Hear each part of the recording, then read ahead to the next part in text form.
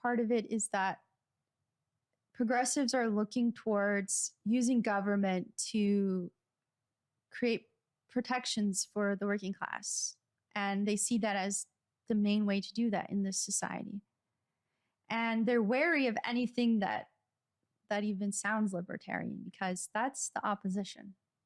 And of course, the other problem for them is that the FUD is telling them two things. Bitcoin is bad for climate change. It's going to melt the planet. Mm-hmm. And Bitcoin is just a speculative asset. It's just for speculation. It has no real world value. Well, speculation, okay, that's triggering because we're opposed to Wall Street as progressive, right? You don't like Wall Street. You think it should be better regulated. You know, they're part of the problem.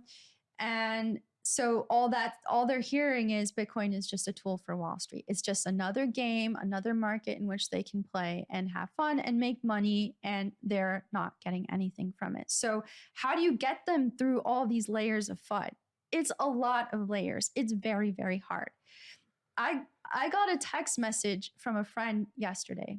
Maybe the last couple of days. It completely blew my mind because I sent him last year. I sent him an article that I wrote about climate change and Bitcoin. I called it the financial Hail Mary for the climate, Bitcoin adoption.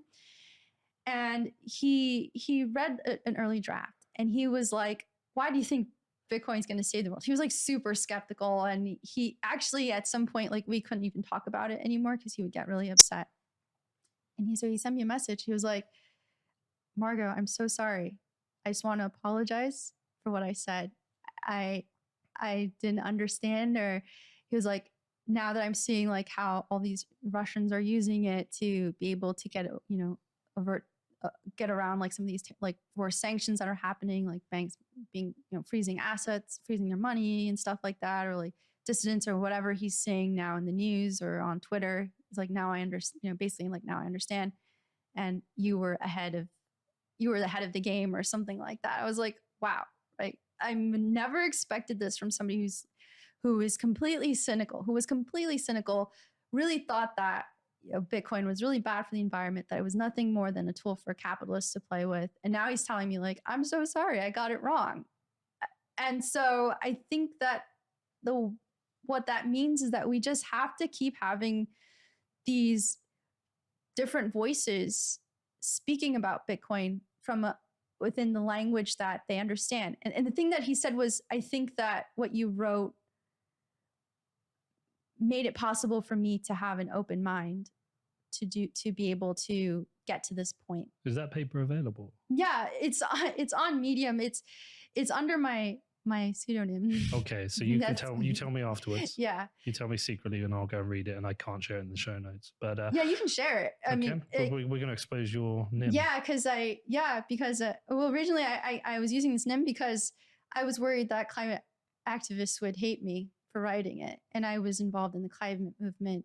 I used to lead protests and stuff, and I thought everybody in climate hates Bitcoin because they think it's melting the planet. Well, we need to get these positive messages across to people. People are resourceful with money. If you're in Lebanon and your currency's collapsed, or you're in Turkey and your currency is collapsing, or in Argentina, you find ways of protecting your wealth. People will always find ways of protecting their wealth. People in Russia right now will be finding ways of protecting their wealth or trading. They'll be trying to find out. And I mean, Venezuela, there's access to 5 currencies people use there. They find ways. People are resourceful. Criminals will always use money. Yeah. They will always find a way. To say, I mean, Elizabeth Warren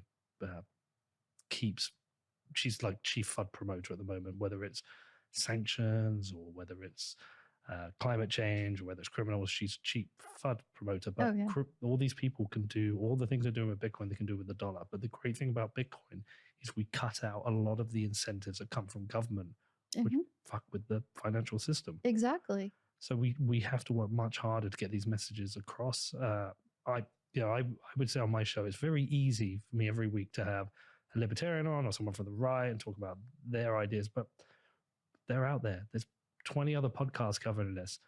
I think it's right now, it's more important for me to have people like you on and start speaking to progressives and start saying to them, like, Bitcoin isn't the big scary monster. There's actually a lot of good things Bitcoin can do that you could care about. That, hopefully it reduces wealth concentration. It supports activists.